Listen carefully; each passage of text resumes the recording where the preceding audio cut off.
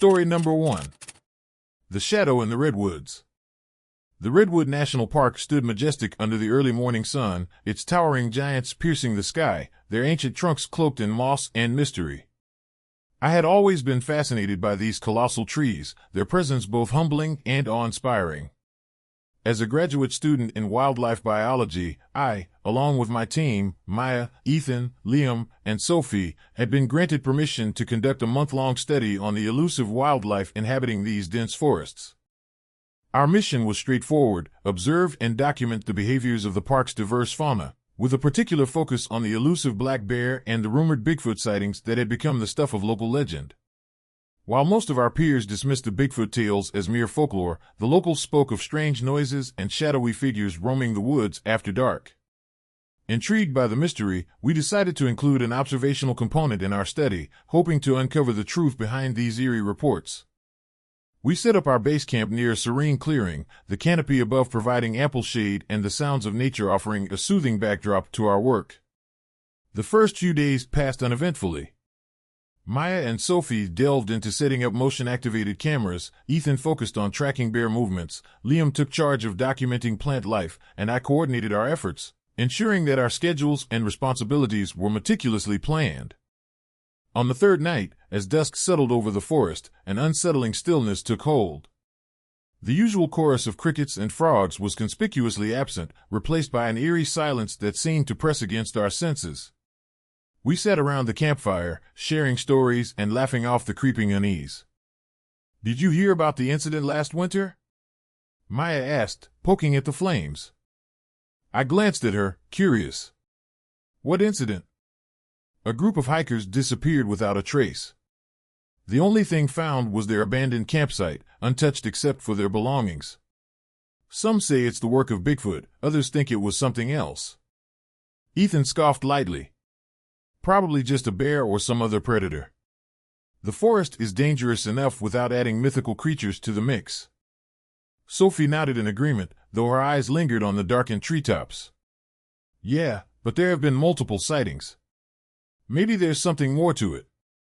Before I could respond, a deep, resonant growl echoed through the trees, sending shivers down our spines. The sound was unlike anything we'd heard before, powerful and filled with an otherworldly menace. "Did you guys hear that?" Liam whispered, his voice barely audible. We fell silent, listening intently.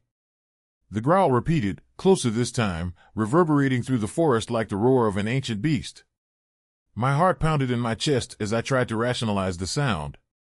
"Probably just a bear," I suggested, though my voice wavered slightly.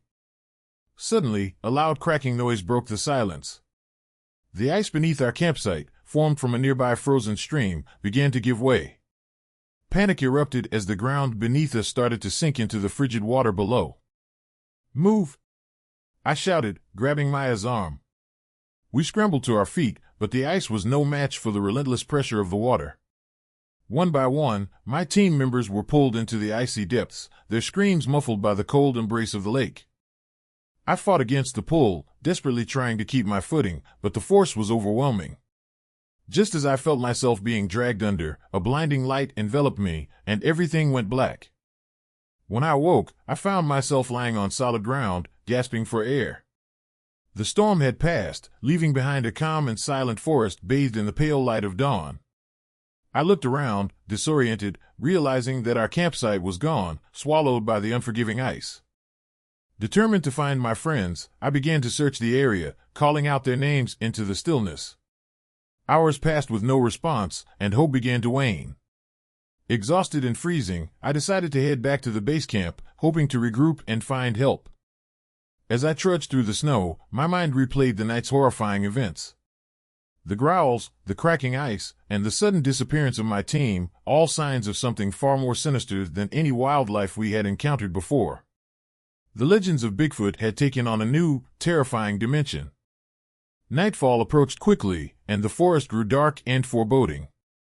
I set up a makeshift shelter, huddling close to a small fire I managed to start with trembling hands. The silence was oppressive, broken only by the occasional distant howl of a wolf or the rustling of leaves in the wind.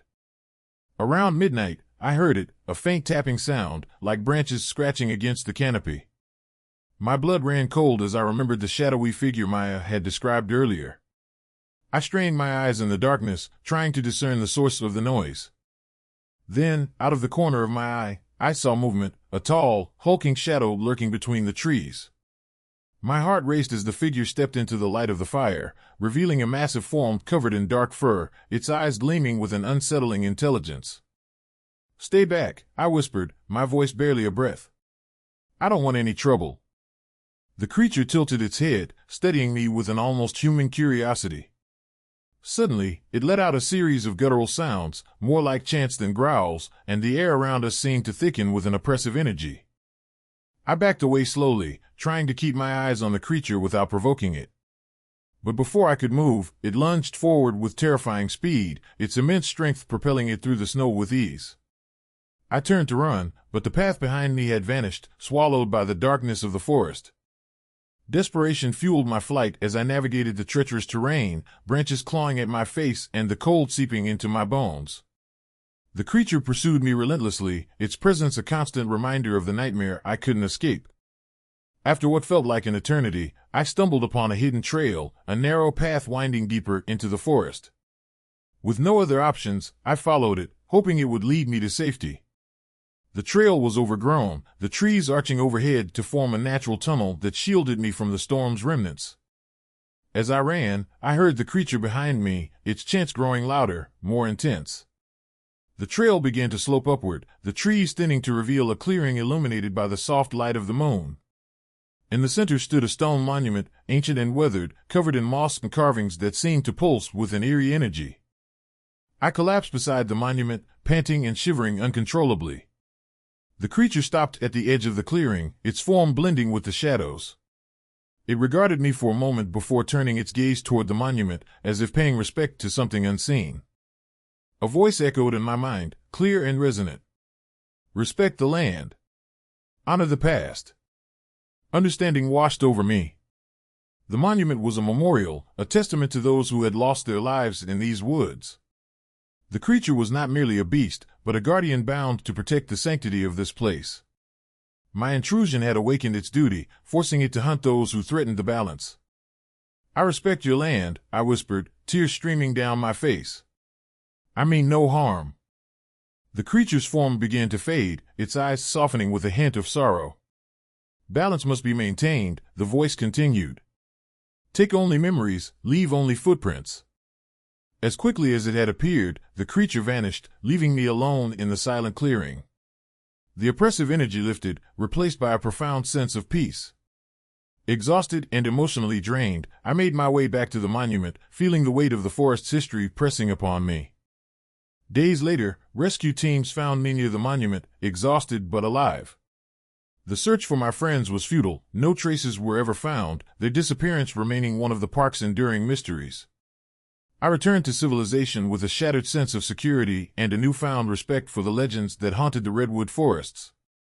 The shadow in the redwoods was more than a myth, it was a reminder of the thin veil between human curiosity and the ancient forces that guard the wild. As I moved forward, the memory of that night lingered, a haunting echo of the forest's secrets and the spirits that watch over them. Months have passed since my ordeal in the Redwood National Park, but the memories remain vivid, etched into my very being. I returned to my studies with a deeper appreciation for the delicate balance of nature and the unseen forces that protect it.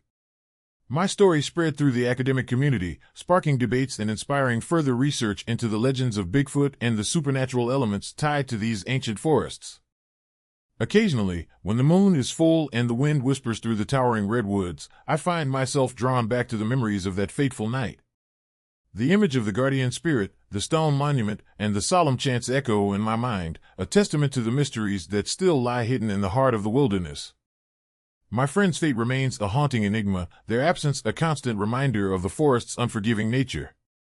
Some nights, I swear I can hear their voices mingling with the rustling leaves, their spirits forever entwined with the land they sought to explore. The redwood forests continue to stand tall and proud, their secrets well guarded by the shadows and the guardians who protect them. And as I walk among these ancient giants, I carry with me the lessons learned from the shadow in the redwoods, respect for the land, honor for the past, and the understanding that some mysteries are best left undisturbed. Story number 2. The night at Boggy Creek. The sun had just begun its descent behind the dense canopy of the Arkansas wilderness, painting the sky in hues of orange and pink. My wife, Laura, our teenage son, Jake, and our daughter, Emily, had been driving for hours, the anticipation of our weekend getaway to Boggy Creek building with each passing mile. The air was crisp, carrying the scent of pine and the promise of solitude, a perfect escape from the chaos of our everyday lives. Boggy Creek National Park was renowned not just for its towering redwoods and serene waterways, but also for the local legends that whispered through the trees. The most persistent of these was the tale of the Fouke monster, a creature said to roam the depths of the forest. While most dismissed it as mere folklore, the stories added an eerie charm to our chosen destination. We arrived at a small, rustic cabin nestled by the creek's edge, its wooden exterior blending seamlessly with the surrounding forest. The cabin was quaint, with a stone chimney and large windows that offered a panoramic view of the water and the encroaching darkness of the woods. It was perfect. After unpacking, we settled in for the evening. Laura and I lit a fire in the stone fireplace, the warmth spreading through the room as Jake and Emily played board games on the old wooden table. Laughter filled the air, mingling with the gentle sounds of the creek and the rustling of leaves outside. As night deepened, the forest seemed to grow louder. The symphony of nocturnal creatures played on, a backdrop of crickets chirping and owls hooting. We retired to our respective bedrooms, the cabin enveloped in a peaceful silence. It was around midnight when the first disturbance occurred. A loud thud echoed through the cabin, followed by the sound of something, or someone, approaching the windows. Laura was the first to stir, her eyes darting towards the source of the noise. "Did you hear that?" she whispered, sitting up in bed. I nodded, straining to listen. Another series of heavy footsteps pounded against the wooden walls, closer this time. "Probably just the wind," I tried to reassure her, though doubt gnawed at me. Laura grabbed her flashlight and moved towards the window, pulling back the curtain to peer outside. The beam of light cut through the darkness, revealing nothing but the dense forest shrouded in shadows. "I don't see anything," she murmured, her voice tinged with unease. We tried to convince ourselves it was just our imagination, the isolation playing tricks on our minds. But as the night wore on, the disturbances continued. The sound of footsteps persisted, alternating between heavy thuds and lighter taps, as if someone, or something, was pacing around the cabin. The next morning, we woke to the sight of large, unfamiliar footprints encircling the cabin. They were enormous, much larger than any humans, leaving deep impressions in the muddy ground despite the light snowfall from the previous night. Jake was the first to notice. "Look at these," he exclaimed, pointing to the prints. "They're not ours." Laura and I exchanged worried glances. "Maybe it's a bear," Laura suggested, though I wasn't entirely convinced. Bears were common in the area, but these prints were something else entirely, something that didn't belong to any known wildlife. As we discussed the mysterious footprints, Emily spoke up, her voice trembling slightly. "Do you think it's the Fouke monster?" The room fell silent as the name hung in the air. The Fouke monster was the stuff of campfire tales, a creature that locals claimed was a guardian of the forest, punishing those who dared to trespass into its territory. Most people dismissed it as legend, but now, faced with these inexplicable signs, doubt began to creep into our rational minds. That evening, as dusk turned to night once more, the disturbances escalated. The sounds became more aggressive, doors banging, windows slamming, and an unearthly growl that reverberated through the cabin. Laura and I huddled together, trying to stay calm for the sake of the children. Suddenly, the power flickered and went out, plunging the cabin into darkness. I fumbled for the flashlight, its beam cutting through the blackness as I scanned the room. The growling intensified, closer than ever before. I felt a chill run down my spine, the temperature dropping unnaturally despite the fire burning fiercely in the hearth. "Stay close," I instructed Laura, as Jake and Emily clung to us, their eyes wide with fear. We made our way to the front of the cabin, where the main windows offered the best view of the surrounding forest. There, in the shadows between the trees, a pair of glowing red eyes stared back at us, piercing through the darkness. The creature emerged slowly, its massive frame silhouetted against the faint light of the moon. It was unlike anything I'd ever seen, towering, muscular, with fur that seemed to shimmer with an otherworldly sheen. "Fouke," Laura whispered, her voice barely audible. The creature stood motionless for a moment, its eyes never leaving ours, before it let out a guttural roar that shook the very foundation of the cabin. We backed away slowly, desperate to find a way to defend ourselves, but the doors and windows seemed to resist our movements, as if held by an invisible force. Jake and Emily huddled together, their fear palpable. "Mom, Dad, what's happening?" Jake asked, his voice quivering. I took a deep breath, trying to steady myself. "It's the fog monster. We need to stay calm and find a way to get out of here." But as I spoke, the creature began to move, its massive form gliding towards us with unnatural speed. The cabin felt like it was closing in, the walls tightening as the creature advanced. Laura grabbed a blanket, trying to shield the children, while I searched for something to defend ourselves with. "Look!" Emily pointed towards the back of the cabin. "There, by the door." Through the darkness, I saw a faint light flickering near the exit.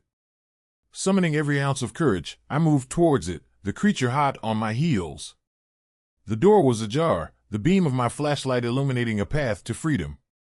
I reached out, pulling the door open just as the creature lunged, its claws scraping against the wood with a deafening screech. "Run!" I shouted, pulling Laura and the children towards the open door.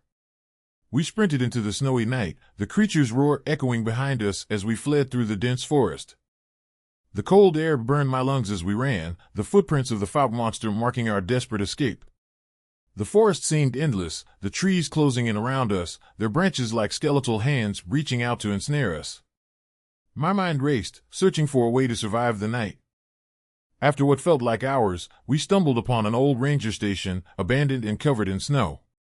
The door creaked open as we pushed against it, the interior cold and dark.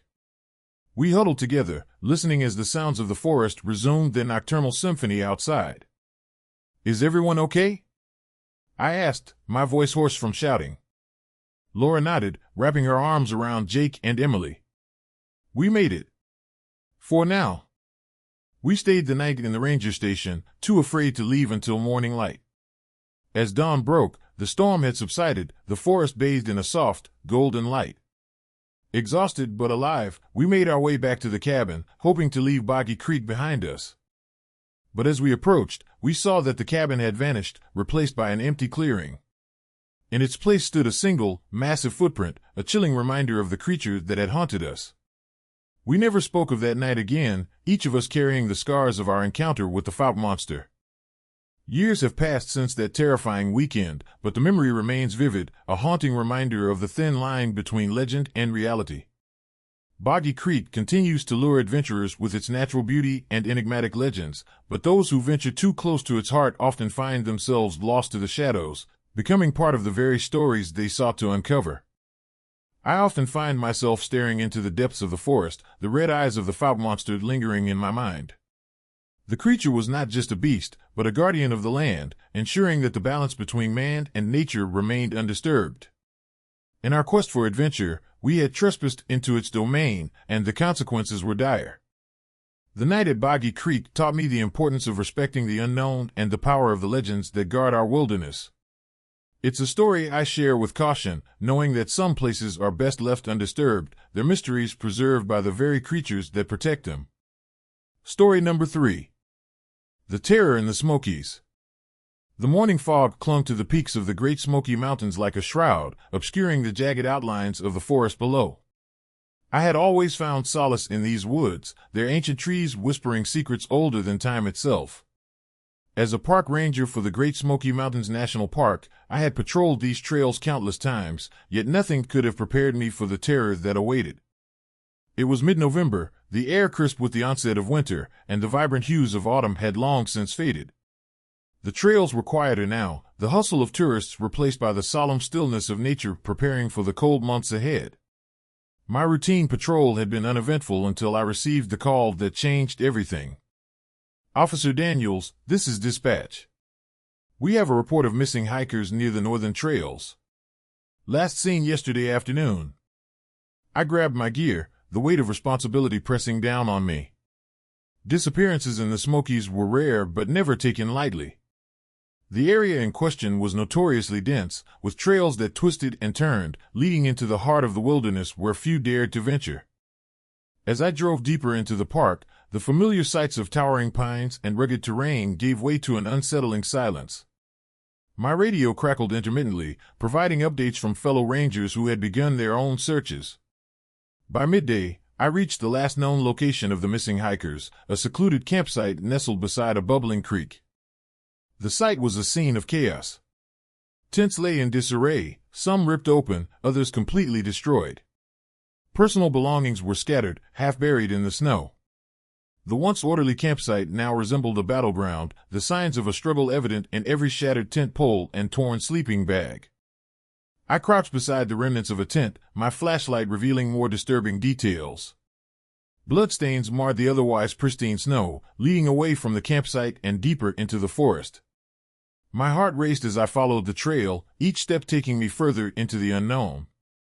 The forest around me seemed to close in, the trees towering overhead like silent sentinels. The temperature dropped sharply, the breath in my mouth visible in the frigid air. Every rustle of leaves, every snap of a twig heightened my anxiety, the feeling of being watched growing stronger with each passing moment. After what felt like hours, I stumbled upon a cave entrance, partially obscured by overgrown vegetation. The walls were adorned with strange carvings, symbols that seemed to pulse with an eerie energy. My flashlight flickered as I approached, casting long shadows that danced menacingly on the rocky surfaces. Inside, the air was thick with the scent of damp earth and decay. The narrow passageway led to a larger chamber, where my flashlight beam caught sight of bones scattered across the ground. Animal skeletons lay intertwined with what appeared to be human remains, the grotesque tableau sending chills down my spine. A sudden noise echoed through the cave, a deep, resonant growl that reverberated off the walls. I froze, every nerve on high alert. The creature responsible for these horrors was no ordinary beast. Legends of the Smokies spoke of the Fouke monster, a Bigfoot-like entity said to roam these woods, but I had always dismissed it as mere folklore. Yet, here I was, face to face with evidence that defied explanation. The carvings on the walls depicted scenes of violence and domination, as if the creature was asserting its dominance over the land. My mind raced, trying to piece together the story these markings told. As I turned to leave, a pair of fiery eyes met mine from the darkness. The creature emerged, a towering figure, its fur matted and eyes burning with an otherworldly rage. It let out a guttural roar, the sound shaking the very foundation of the cave. I backed away, desperate to escape, but the entrance seemed to elongate, trapping me within the creature's lair. "Stay," it growled, its voice a terrifying blend of human and beast. "Protect what is mine." Panic surged through me as I realized the creature was more intelligent and malevolent than any legend had suggested. It wasn't just a guardian, it was a predator, hunting those who dared to intrude upon its domain. The missing hikers had fallen victim to its wrath, their lives claimed to preserve the balance it so fiercely guarded. Summoning every ounce of courage, I turned to face the monster. I don't want any trouble. I just want to help. The creature's eyes softened for a moment, as if recognizing my sincerity. Leave now, or join those who remain. I knew I had to act fast. Using my radio, I attempted to call for backup, but the device offered no response, swallowed by the oppressive silence of the cave. The creature advanced, its steps heavy and deliberate, each movement exuding power and menace. Desperation fueled my determination. I grabbed a piece of fallen wood, a makeshift weapon against the unimaginable. As the creature loomed closer, I swung with all my might, the wood connecting with its side. It recoiled, a sound of pain and fury escaping its throat. But it quickly recovered, the fiery gaze never leaving mine. "Why are you here?" I demanded, holding my ground despite the terror gripping me. The creature paused, its expression unreadable. "This land is sacred. Protected from those who would exploit its secrets." I lowered my makeshift weapon, understanding now that the creature saw me as a threat to its sanctuary. "I mean no harm. I just want to understand what's happening." The air grew thick with tension as we stood in silent confrontation. The forest outside seemed to grow darker, the very essence of the Smokies feeling alive with ancient power. I realized that to survive, I needed to respect the creature's domain and find a way to coexist. "Please," I whispered, "let me leave and spread the word so others can respect this place." The creature steadied me for a moment longer before nodding slowly. "Respect the balance, and you may live." With a final, wary glance, it retreated into the darkness, leaving me alone in the chamber. The oppressive energy lifted, replaced by a profound sense of relief and awe. I knew I had been granted a reprieve, a chance to honor the land and its guardian. As I made my way out of the cave, the morning sun broke through the clouds, casting a warm glow over the forest. The tracks of the creature were nowhere to be seen, as if it had vanished into thin air. Exhausted but resolute, I returned to the cabin, knowing that my experience would forever change my perception of the Great Smoky Mountains. In the days that followed, I documented everything I had encountered, from the destroyed campsite to the chilling evidence in the cave. The story of the terror in the Smokies spread, stirring debates and igniting the imaginations of those who dared to explore the legends of the foul monster. But I knew the truth: some legends were born from reality, and some truths were best left undisturbed. The Great Smoky Mountains held secrets that demanded respect, their balance maintained by forces beyond human understanding. As I continued my patrols, I carried the memory of that night with me, a haunting reminder of the thin line between myth and reality, and the terrifying beauty that lies within the heart of the wilderness. Months have passed since that harrowing encounter in the Great Smoky Mountains, but the memories remain vivid, etched into my very being. The story of the terror in the Smokies became a cautionary tale among fellow rangers and locals alike, a reminder of the untamed forces that guard these ancient forests. I returned to my routine patrols with a renewed sense of purpose, each step deeper into the woods a testament to the respect and understanding I now held for the land and its enigmatic protector. The missing hikers were never found, their fate a somber reminder of the price of trespassing into sacred territories. Occasionally, during quiet nights by the campfire, I catch glimpses of those fiery eyes in the distance, watching and waiting. The forest remains a place of beauty and danger, its secrets protected by the very legends that define it. And as winter gives way to spring, I continue to honor the balance, knowing that some mysteries are best respected, their truths guarded by the shadows of the Smokies. The terror in the Smokies is more than just a story, it's a testament to the enduring power of nature and the spirits that reside within, a haunting reminder that some places hold secrets that should never be uncovered. Story number 4. The Curse of Bigfoot in Skamania County. Winter in Skamania County was unforgiving. The dense forests of Washington's Cascade Range stood silent under a thick blanket of snow, their towering pines and ancient trees shrouded in mystery. For generations, the locals had spoken in hushed tones about the legends that roamed these woods, stories of Bigfoot, the elusive creature that was as much a part of the landscape as the mountains themselves. The county had strict laws protecting Bigfoot from hunters, honoring a fragile peace between man and nature. But for Jake Reynolds, the legends were more than just stories, they were a lucrative opportunity.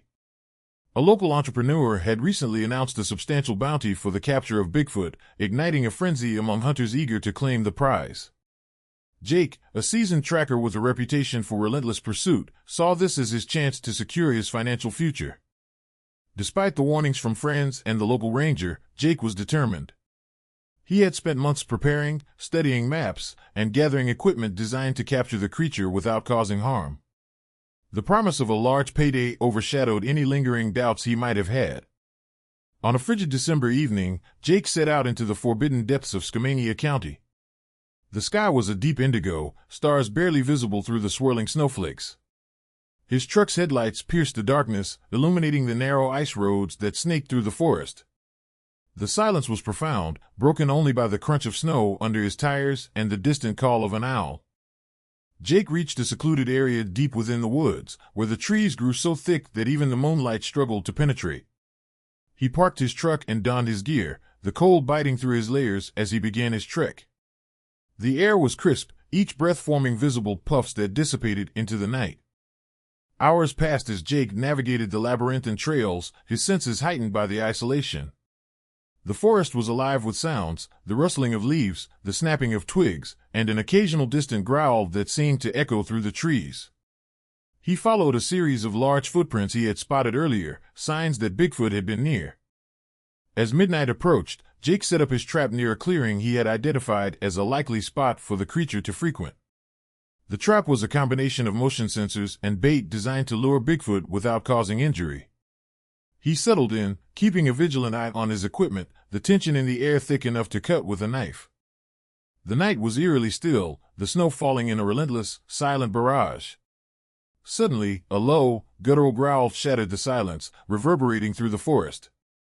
Jake's heart pounded as he glanced toward the source of the sound.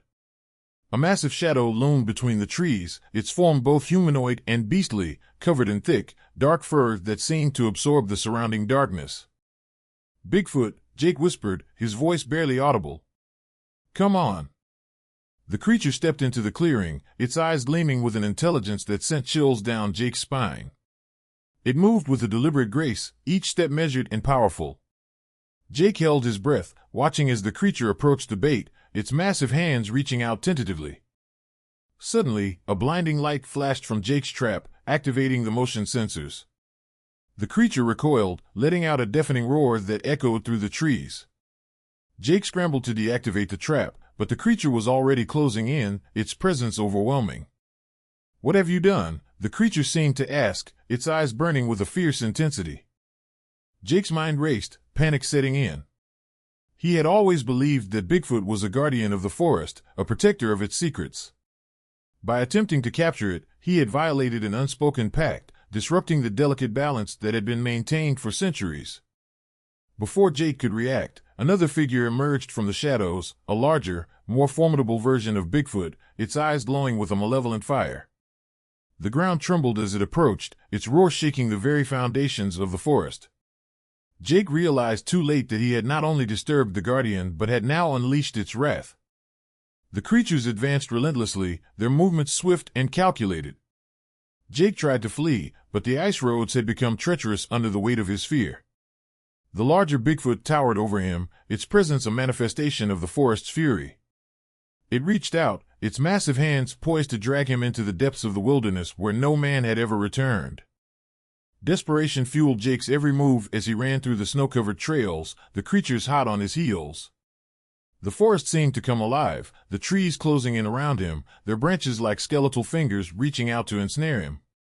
The whispers of the past echoed in his ears, the voices of those who had dared to hunt Bigfoot and had paid the ultimate price. Jake stumbled, his breath ragged and icy as he tried to regain his footing. The larger Bigfoot loomed over him, its eyes burning with an unrelenting fury. "You broke the curse," it growled, the ground beneath it cracking and splitting as if the forest itself was reacting to its rage. Summoning the last of his strength, Jake turned to face the creature. "I didn't mean any harm," he pleaded, his voice cracking with fear. "I just wanted to make a living." The creature's eyes softened for a fleeting moment, a hint of sorrow beneath the rage. "This land is sacred," it said, its voice a deep, resonant echo that seemed to vibrate through Jake's very soul. "You must respect it." With a final, mournful look, the creature turned and vanished into the shadows, followed by its companion. The forest fell silent once more, the oppressive energy dissipating as quickly as it had arrived. Jake stood alone in the clearing, the weight of his actions pressing down on him like a physical force. Exhausted and broken, he made his way back to his truck, the destruction he had wrought etched into every footprint and torn piece of clothing scattered throughout the forest. As he drove away, the ice road stretched out before him, a reminder of the fine line between ambition and respect for the natural world. The following days were a blur of investigation and disbelief. When Jake returned to town, he found the community grappling with a series of inexplicable misfortunes. Homes had been damaged by unseasonal storms, livestock were found dead under mysterious circumstances, and the local wildlife behaved erratically, as if disturbed by an unseen force. It was clear that the forest was retaliating, seeking justice for the intrusion. Jake became a pariah in the community, his story dismissed as a tragic mistake rather than the catalyst for the town's woes. He tried to make amends, attempting to warn others of the dangers of hunting Bigfoot, but his warnings fell on deaf ears. The legends of Skamania County had taken on a new, terrifying reality, and the town was now a battleground for ancient forces unleashed by human greed.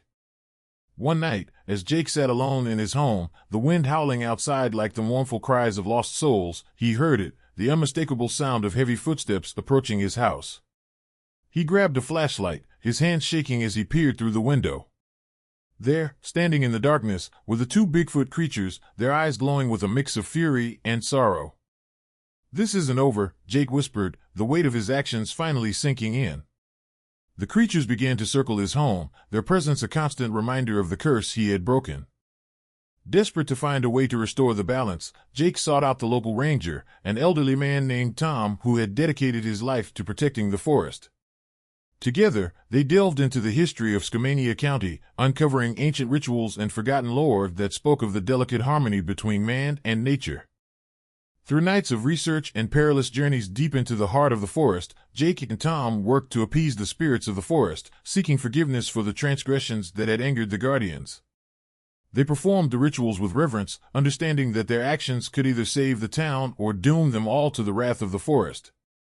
Finally, after weeks of relentless effort, the storm ceased, the livestock recovered, and the wildlife returned to its natural state. The town began to heal, the misfortunes easing as if the forest had been pacified. Jake felt a sense of relief, knowing that he had played a part in restoring the balance. But the memory of that night lingered, a haunting reminder of the power of nature and the consequences of disrespecting its ancient laws. The legends of Smoky County remained, now reinforced by Jake's harrowing experience. The town learned to honor the forest, understanding that some mysteries were best left undisturbed. As for Jake, he dedicated his life to protecting the very land he had once sought to exploit. He became a guardian of the forest, ensuring that the delicate harmony between man and nature was maintained. The curse of Bigfoot in Smoky County served as a testament to the enduring power of the wild, a reminder that some forces were beyond human control and deserved unwavering respect. And so, the Great Smoky Mountains continued to stand tall and proud, their secrets guarded by the legends that roamed beneath their canopy. The curse had been lifted, but the lessons learned would forever echo through the trees, a silent warning to those who dared to trespass upon sacred ground. Years have passed since the harrowing events in Smoky County, but the scars remain etched in both the land and my soul. The town, once a place of fear and superstition, has transformed into a community that honors and respects the legends that define it. The stories of the Fop monster are no longer dismissed as mere folklore but are treated with the reverence they deserve. Jake Reynolds, once a hunted man, now serves as a protector of the forest. His experience has made him a living legend, a bridge between the human world and the ancient spirits that dwell within the Great Smoky Mountains. Together with Ranger Tom, they continue to safeguard the delicate balance, ensuring that the mistakes of the past are never repeated. The curse of Bigfoot in Smoky County became a cautionary tale, a reminder of the thin line between ambition and respect. It taught us all that some legends hold truths that go beyond imagination, that the wild holds secrets that must be preserved and protected. As winter blankets the forest once more, the echoes of that night linger in the cold air, a silent promise that the guardians of the woods will always watch over their sacred land. And so, the Great Smoky Mountains remain a place of both beauty and mystery, their towering redwoods standing as sentinels guarding the stories of old. The curse was lifted, but the legacy of that fateful night endures, a testament to the power of nature and the resilience of the human spirit when faced with the unknown. Story number 5. The Haunting of Blue Ridge. The Blue Ridge Mountains stood tall and ominous against the fading light of dusk, their peaks shrouded in mist and mystery. My wife, Laura, and I had always been drawn to these woods, yearning for the tranquility and adventure they promised. This weekend was supposed to be a respite from our hectic lives, a chance to reconnect with nature and each other. Little did we know, the Blue Ridge had secrets that were better left undisturbed. We set out early on Saturday morning, backpacks filled with supplies and hearts full of excitement. The trail was well marked, winding through dense forests of towering pines and hardwoods. The air was crisp, carrying the earthy scent of moss and fallen leaves. Birds chirped merrily overhead, their songs a pleasant accompaniment to our journey. As the day progressed, the forest seemed to grow denser, the sunlight struggling to penetrate the thick canopy. The path narrowed, leading us deeper into the heart of the mountains. Laura pointed out various flora and fauna, her enthusiasm infectious. I marveled at the beauty surrounding us, grateful for the escape from our daily routines. By late afternoon, we reached a secluded clearing beside a bubbling creek. The water was crystal clear, reflecting the vibrant hues of autumn. We decided to set up camp here, the perfect spot for an evening under the stars. As we unpacked, Laura shared tales of the Blue Ridge legends, stories of elusive creatures and unexplained phenomena that had been passed down through generations. That night, the forest was alive with sounds. The gentle rustling of leaves, the distant hoot of an owl, and the soothing trickle of the creek created a peaceful ambience. We sat by the campfire, sipping hot cocoa and reminiscing about our favorite memories. The flickering flames cast dancing shadows on our faces, adding an almost magical quality to the evening. Around midnight, the tranquility was shattered by a series of loud howls echoing through the trees. Laura's eyes widened in alarm. "Did you hear that?" she whispered, clutching my arm. I strained my ears, trying to locate the source of the sound. The howls grew louder, more urgent, sending chills down my spine. The fire crackled and popped, casting eerie shadows that seemed to move with a life of their own. "Probably just a wolf," I reassured her, though my voice lacked conviction. Suddenly, we heard the unmistakable sound of branches snapping, as if something, or someone, was moving swiftly through the forest. The hairs on the back of my neck stood on end. "Stay calm," I urged, trying to steady my breathing. It could be any animal. But as the night wore on, the disturbances continued. We heard footsteps crunching on the snow outside our tent, slow and deliberate. The howls became more frequent, punctuated by low growls that resonated with a deep, primal fury. Laura clutched her blanket tighter, her knuckles white with fear. Unable to bear the tension any longer, I decided to investigate. Grabbing a flashlight, I stepped out of the tent, the cold air biting at my skin. The forest was cloaked in darkness, the only illumination coming from the beam of my flashlight cutting through the night. I scanned the surroundings, heart pounding, but saw nothing out of the ordinary. "Maybe it's just wildlife," I called out softly, hoping to reassure Laura. But as I turned to return to the tent, a pair of glowing red eyes met mine from the shadows. My blood ran cold as I recognized the shape of a massive figure lurking just beyond the tree line. "Bigfoot," Laura whispered from inside the tent, her voice trembling. I froze, my mind racing. The legends were meant to be just stories, but here it was, standing before me, a towering silhouette with an imposing presence. It watched me for a moment before turning and disappearing into the forest, leaving me shaken and terrified. I stumbled back to the tent, my heart hammering in my chest. Laura was huddled inside, her face pale and eyes wide with fear. "We need to leave," she whispered, her voice barely audible over the crackling fire. We packed up our gear in silence, the weight of the encounter pressing down on us. The following morning, we awoke to find our campsite in disarray.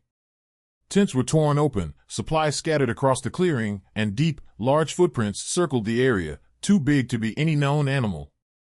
Laura gasped, pointing to the prints. "Those aren't bear tracks." Determined to uncover the truth, we ventured deeper into the forest, following the trail of disturbances. The morning sun cast long shadows through the trees, and the air was thick with an unsettling stillness. Hours passed as we navigated the winding trails, our anxiety mounting with each step. As dusk approached, we stumbled upon an abandoned village nestled within a secluded valley. The structures were dilapidated, their wooden frames warped by time and neglect. Vines crept up the walls, and the remnants of what once was a thriving community lay scattered across the grounds. It was as if the village had been deserted overnight, the silence broken only by the whispering winds. Exploring the eerie village, we found strange carvings etched into the wooden walls of the houses, symbols that seemed to pulse with a dark energy. In the center of the village stood a large, crumbling stone structure, its purpose unknown. As we approached, the temperature dropped sharply, our breaths visible in the frigid air. Suddenly, the howls we had heard earlier echoed through the valley, louder and more menacing than before. The forest seemed to come alive with malevolent intent, the trees bending and twisting as if reacting to an unseen force. "We need to go," Laura insisted, her voice shaking. But as we turned to leave, the shadows between the trees began to move, revealing multiple pairs of glowing red eyes. The same creature from our campsite now surrounded us, its presence overwhelming. These Bigfoots were larger, more aggressive, and their eyes burned with an unholy fire. They advanced slowly, their growls resonating with rage and sorrow. "Why are you here?" I demanded, trying to keep my voice steady despite the fear gripping me. One of the creatures stepped forward, its towering frame imposing. It let out a guttural roar, the sound reverberating through the valley. This land is ours, it seemed to say, the words echoing in my mind. Protected from those who seek to exploit its secrets. Realizing the gravity of our situation, Laura grabbed my hand, pulling me toward the stone structure. Maybe there's a way to appease them, she suggested, her eyes filled with desperation. Inside the stone building, we found an altar adorned with bones and intricate carvings depicting the history of the land. It was a place of reverence, a sacred site for the guardians of the forest. I felt a surge of understanding. These creatures were not mere beasts, but protectors bound by ancient laws to defend their territory. We need to show respect, I said, lowering myself to my knees before the altar. We mean no harm. Please, let us go in peace. The creatures hesitated, their eyes fixed on us with a mix of curiosity and caution. Slowly, the lead Bigfoot approached, its massive hands extending toward us in a gesture of acceptance. Respect the balance, it seemed to convey, and harmony will be restored. With heavy hearts, we nodded, understanding that our intrusion had threatened the fragile equilibrium of the forest. We left the village in silence, the presence of the Bigfoots lingering in the air as a reminder of the night's events. As we made our way back to our campsite, the atmosphere had shifted. The oppressive tension had lifted, replaced by a sense of calm and gratitude. The footprints that had led us astray were now accompanied by smaller, less intimidating prints, symbols of a newfound respect and understanding. Driving away from the Blue Ridge Mountains, Laura and I felt a profound connection to the land and its ancient guardians. The legends of Bigfoot were no longer just stories, they were a testament to the enduring bond between nature and those who sought to explore its depths. The haunting of Blue Ridge served as a haunting reminder that some places hold secrets that are best left undisturbed, and that true respect for nature goes beyond mere admiration. It requires understanding and harmony. As we returned to our lives, the memory of that weekend lingered, a silent echo of the balance we had witnessed and the lessons we had learned in the heart of the Smoky Wilderness. Story number 6. The Frozen Encounter at Glacier Park. Winter in Glacier National Park was a harsh mistress. The snow piled high, turning the rugged landscape into a desolate expanse of white. The biting cold seeped into every crevice, and the howling winds seemed to carry the whispers of lost souls. My friend, Mark, and I had always been drawn to the untamed beauty of the Rockies, but this winter expedition was different.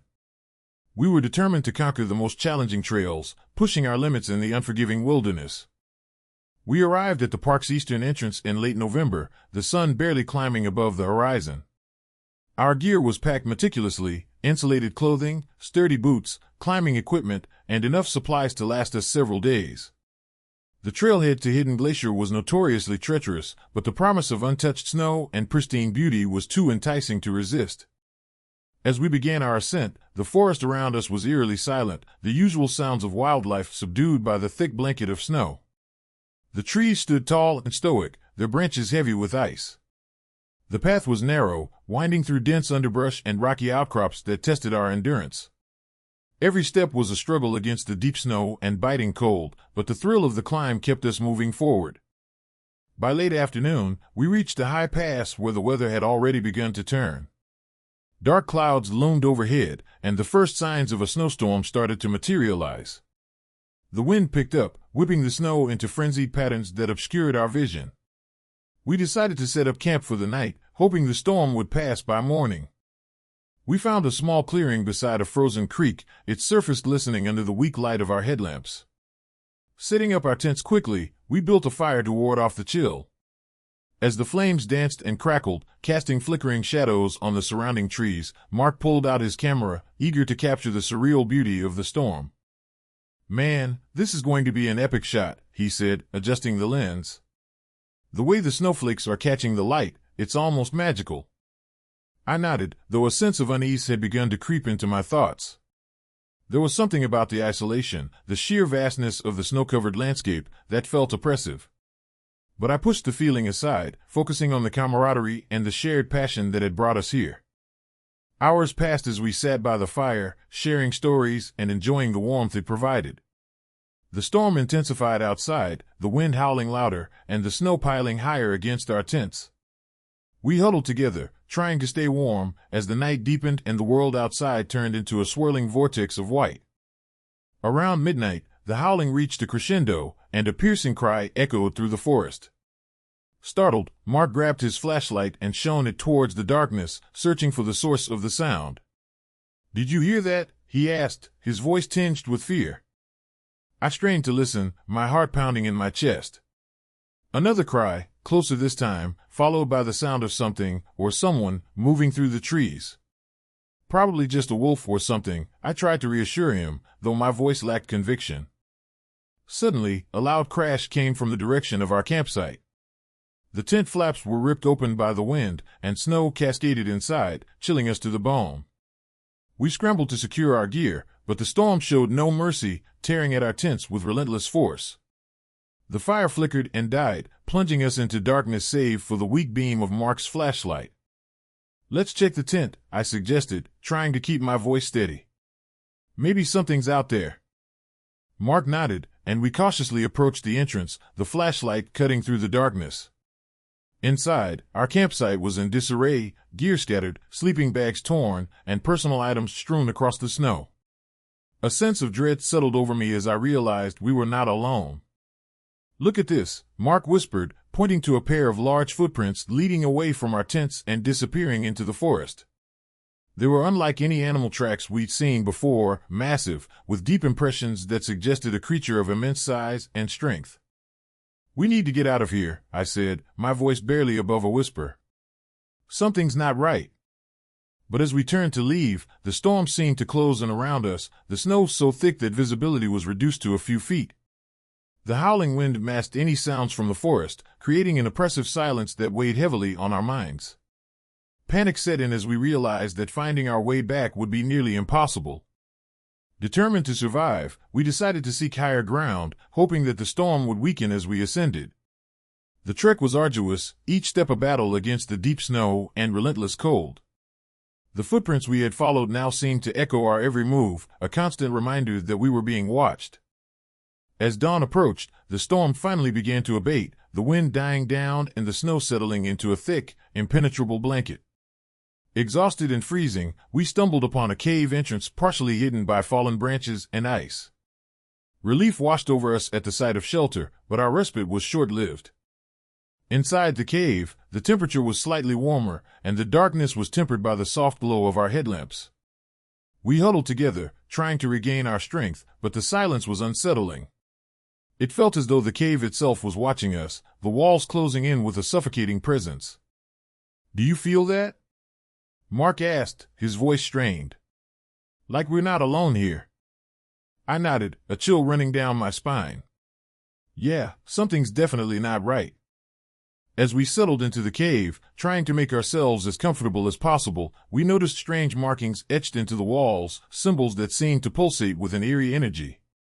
The air was thick with the scent of damp earth and something else, something metallic and old. "Look at these," I said, pointing to the carvings. "They look like some sort of ancient script." Mark examined the symbols closely, his expression thoughtful. "Maybe it's a warning or a sign from someone, or something, that lived here before us." Before we could ponder further, a low growl resonated through the cave, shaking the very ground beneath us. Our flashlights flickered, casting fleeting shadows that danced menacingly on the walls. The temperature plummeted, our breaths visible in the icy air. "Stay calm," I urged, though my voice trembled with fear. "We need to figure out what's going on." Suddenly, the cave was illuminated by a pair of glowing red eyes emerging from the darkness. A massive figure loomed before us, its form covered in thick, matted fur, its presence exuding both power and malice. It was Bigfoot, but not like the legends described. This creature was larger, more menacing, with eyes that burned like embers in the dark. "Foul monster," Mark whispered, the name escaping his lips like a curse. "It's real." The creature let out a deafening roar, the sound reverberating through the cave and the mountains beyond. It advanced towards us with terrifying speed, its movements deliberate and predatory. Panic surged through me as I realized we were trapped, caught in the lair of the very legend we had dismissed as myth. "We need to run," I shouted, grabbing Laura's hand and pulling her towards the cave entrance.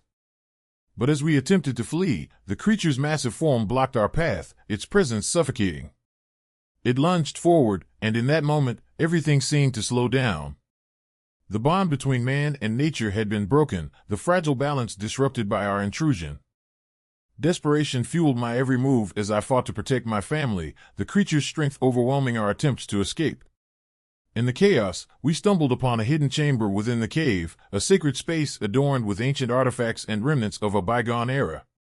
It was clear that Bigfoot was not just a guardian, but a protector of something far greater, a hidden treasure buried deep beneath the ice, a relic of immense power and significance. As we stood in the chamber, the realization dawned on me.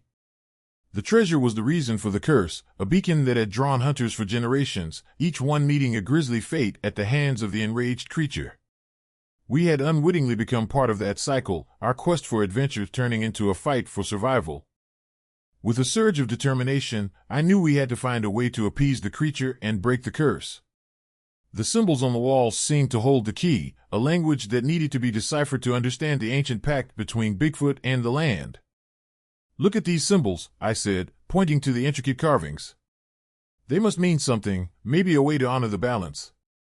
Mark studied the symbols intently, piecing together the meaning behind them. "It looks like a ritual, something to show respect and seek forgiveness." Time was running out as the creature drew nearer, its anger palpable. We had to act quickly if we were to have any chance of survival. Gathering the artifacts around us, we began to perform the ritual, our voices shaky but resolute. The symbols seemed to glow with a faint light, the air thickening with a sense of ancient power. As we completed the final incantation, a surge of energy filled the chamber, the oppressive presence of the creature wavering. Bigfoot paused, its fiery eyes locked onto ours, and for a moment, there was silence. Then, with a final roar that echoed through the mountains, the creature retreated, fading into the darkness as if its purpose had been fulfilled. Breathing heavily, we collapsed to the ground, the weight of our actions sinking in. The storm outside had subsided, the first light of dawn breaking through the clouds and bathing the forest in a soft, golden glow. We had survived, but the experience had left an indelible mark on us, a reminder of the fragile balance between man and nature and the consequences of disrupting that harmony.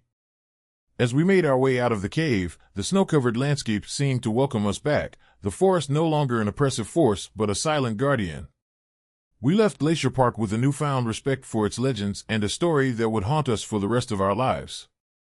Driving away, I glanced back at the mountains, the memory of that night etched into my mind like the ancient symbols we had uncovered. The frozen encounter at Glacier Park was more than just a harrowing experience, it was a lesson in humility and the enduring power of nature's guardians to protect their sacred ground. Months have passed since that fateful winter expedition, but the memories remain vivid, haunting my dreams and shaping my perception of the wild. Laura and I returned to our daily lives with a deeper appreciation for the delicate balance of nature and the legends that guard its mysteries. Jake, forever changed by the experience, dedicated himself to conservation efforts, striving to protect the very wilderness that had tested our limits. The story of our encounter spread through the local community, a tale of survival and respect that resonated with many who ventured into the great northern wilderness. It became a cautionary tale, reminding adventurers of the untamed forces that lie beyond the beaten path and the importance of honoring the ancient pacts that sustain the natural world. Sometimes, during quiet moments by the fireplace, I find myself staring into the flames, recalling the glow of the symbols and the fierce eyes of the guardian that had protected the treasure. The frozen encounter at Glacier Park serves as a constant reminder that some legends are rooted in truth, and that the wilderness holds secrets that are best approached with reverence and humility. As winter blankets the mountains once more, I feel a lingering connection to the land and its ancient protector. The snow-covered peaks stand tall and proud, their silent watch a testament to the enduring power of nature and the spirits that safeguard its treasures. And while the scars of that night may fade, the lessons learned remain etched in our hearts, a haunting echo of the balance between man and the wild that must be preserved for generations to come.